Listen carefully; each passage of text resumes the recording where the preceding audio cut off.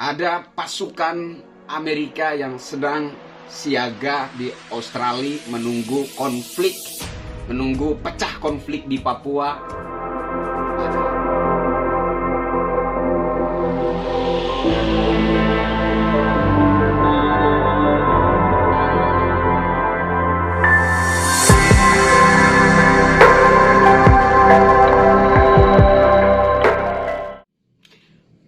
Halo Indonesia, saya Krisyanto Yen Oni, salam NKRI. Saya ingin menanggapi balik ya. Jadi ada seorang saudari asal Papua. Sepertinya dia bekerja di Kemenko Polhukam. Dari Kemenko Polhukam. Namanya Jenny ya.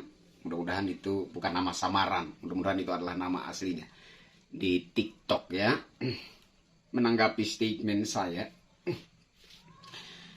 dia katakan yang menarik buat saya, yang ingin saya tanggapi adalah dia katakan bahwa saya berbicara tanpa data dan saya malah menyulut emosi dan rasa nasionalisme orang-orang Papua untuk merdeka, lepas pisah dari Indonesia. Kira-kira seperti itu.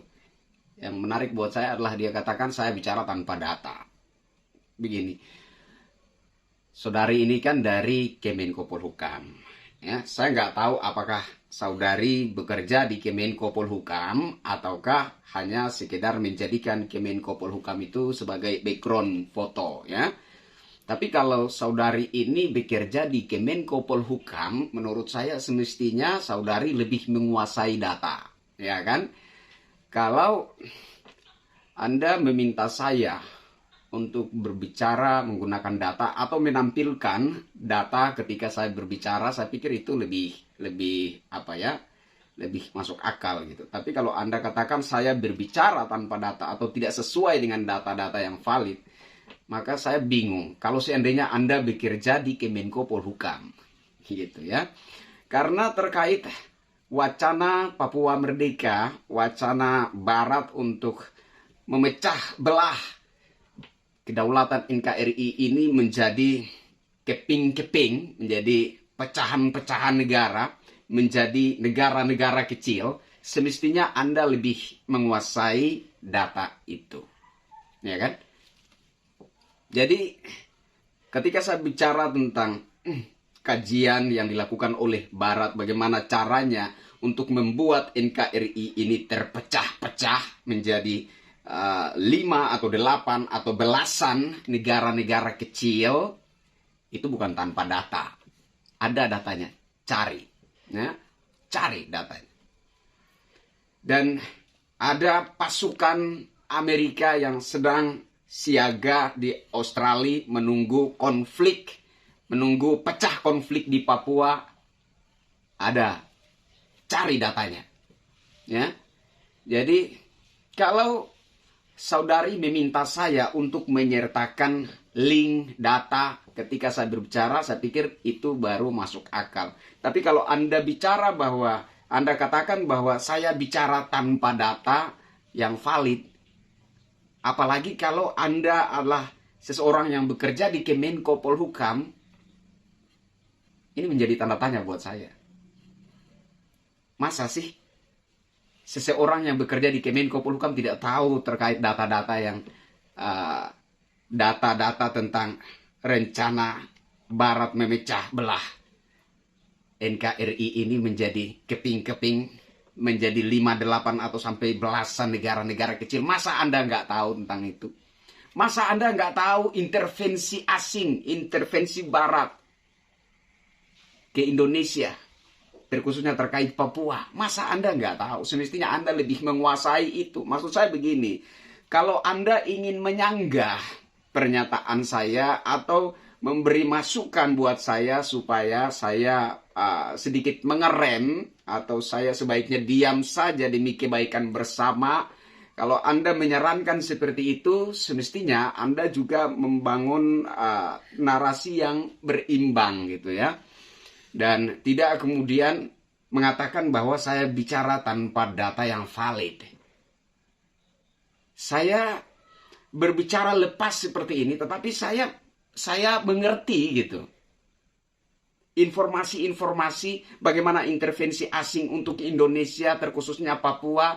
Saya mengerti ada pasukan bersenjata negara asing yang bersiap siaga menunggu kapan pecah konflik di Papua.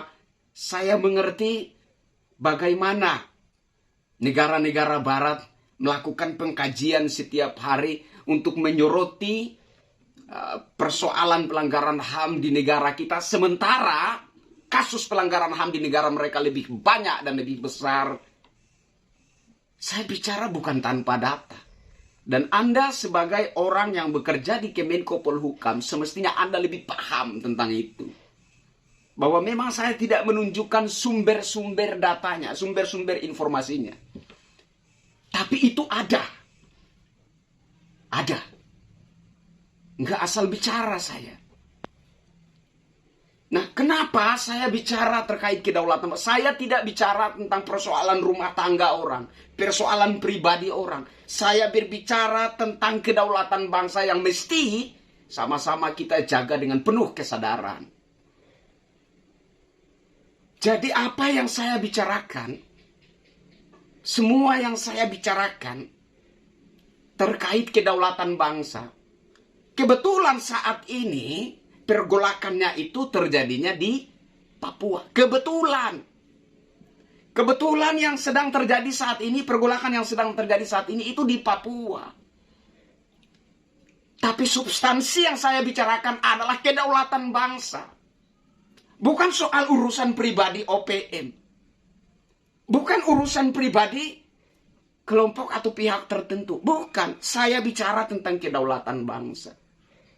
Bahwa memecah belah bangsa Indonesia, memecah belah NKRI ini menjadi kepingan-kepingan, menjadi negara-negara kecil, 58 sampai belasan negara-negara kecil, itu fakta. Itu memang rencana Barat.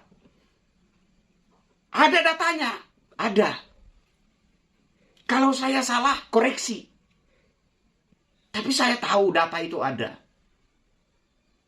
Nah, beberapa di salah satu video beberapa hari yang lalu saya katakan bahwa ketika mereka berhasil memprovokasi warga Timur yang sekarang menjadi Timor Leste, lepas pisah dari kedaulatan NKRI, apakah mereka puas? Tidak. Sekarang mereka konsentrasi memprovokasi rakyat Papua.